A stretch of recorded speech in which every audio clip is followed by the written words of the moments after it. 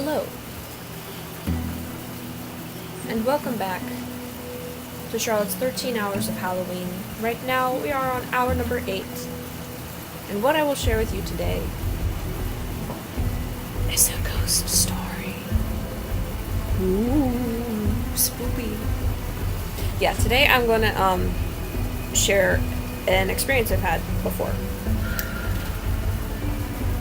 I don't know how much I've actually put this out on the YouTube, but I can feel things.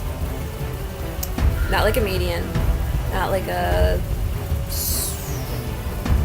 fortune teller or anything like that. I'm nothing like that, but I feel like my whole family has some form of not deeper, I don't know, I guess deeper understanding. But I sense things sometimes. So, with that being said, I have had a couple experiences. One that really speaks out to me is last year. It was on a Saturday because I was watching Ghost Adventures, and we had muted the TV, and we had gotten a phone call from my grandparents' house. But this particular instance, it was seen. Whatever it was. I don't know what it was. I don't think I need to know what or who it was. I think I'm okay just knowing that I saw it and that it was done and over with.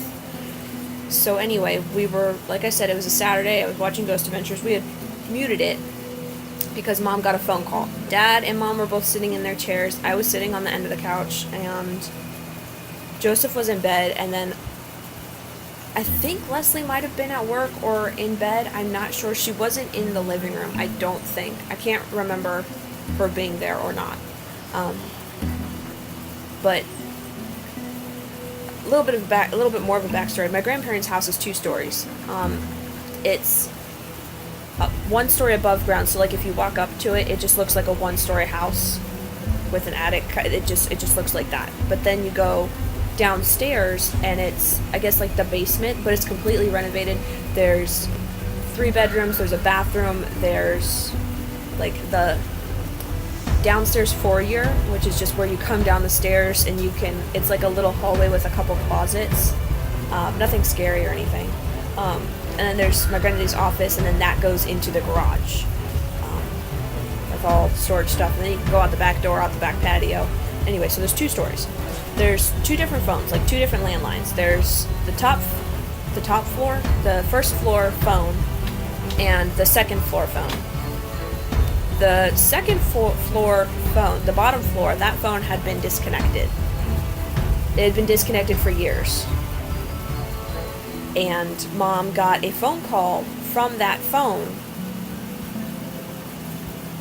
and when she answered it, it was because she put it on speaker because she thought it was really weird. So when she put it on speaker, we heard breathing, heavy breathing. So when that phone call ended, Mom called the downstairs phone again 2 or 3 times, trying to get through, and it just kept saying, "I'm sorry, it's not connected, try again later."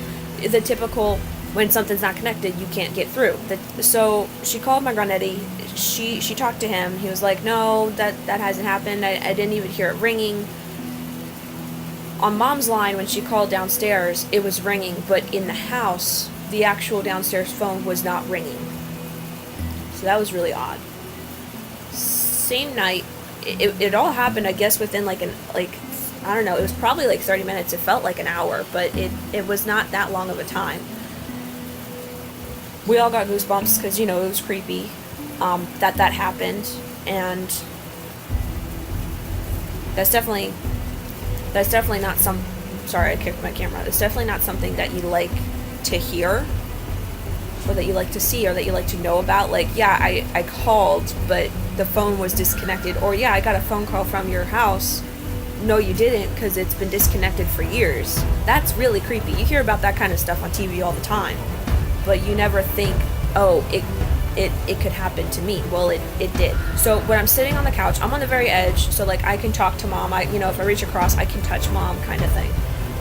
Very close. So then it goes me, mom, the doorway into the dining room. It's just like an open doorway, and then dad sitting right there next to the opposite side of the doorway. All watching TV, phone call happens, that's fine. So we're all freaking out, and mom's calling granddaddy and stuff like that, and then I see something. So where I'm sitting on the couch, I can look out the dining room doorway. I can see we have like a mirror in our dining room. We have the door that goes to the front porch, the window, and then the doorway that goes into the kitchen. So this is the wall that faces outside, and then my hand right here is the door to the kitchen, like the doorway. There's no door, it's just the doorway. So, like I said, we've got the mirror, the door to outside, the window, and then the doorway to the kitchen. Well, the window's like right here. Door's here, window's here. We have blinds up on the windows, and we have like a little curtain runner at the top of it. Well, as mom was talking to granddaddy, I saw, I don't even know who, but I saw someone walk. It was kind of quick, but it wasn't too quick that I couldn't see it, if that makes sense. It wasn't like a flash or like a blur, but it was quick. So I saw someone walk from the end of the door that goes outside past the past the window and into the kitchen. I don't know who it was. It really disturbed me. I started crying because I didn't know who it was or what it was. I didn't know what was going on. But I remember telling mom and dad, and Leslie, I can't remember if she was at work or in bed. Like I said, she could have been in the room. I just don't remember her being there. So it wasn't her, because we like debunked it being her. And it wasn't Joseph, because he was in bed. That was my first thought, was, oh, it was Joseph going into the kitchen to get some water. He needs to go back in bed before he hears us talking and gets freaked out. Joseph was in bed and asleep. This was like 9 at night. He was out. It wasn't Leslie. It wasn't mom, dad, or I, because we were all in the chairs and on the couch. It just, I don't know. It scared me. But, I mean, I'm okay to talk about it right now. I'm not even getting goosebumps, just because I've accepted it. It wasn't scary, but at the same time it was. That's really the main story that really, I think, will stick with me for the rest of my life. I can still see it clear as day. And it was really weird too, because it was just a shadow of a person. Yeah, so it just really creeped me out how that happened. But yeah, I'm gonna go ahead and end this here. Thank you guys so much for watching. Thank you guys so much for listening to my ghost stories. If you have any ghost stories of your own, definitely leave them down in the comment section below. I absolutely love hearing people's ghost stories. Hopefully nothing too bad or too malicious or too spooky. Yeah, but until the next video, I'll scream y'all later. Up here is going to be my last video. That was video number 7. Over here is going to be the subscribe button. Go ahead and hit it, so that way you don't miss the rest of Charlotte's 13 hours of Halloween.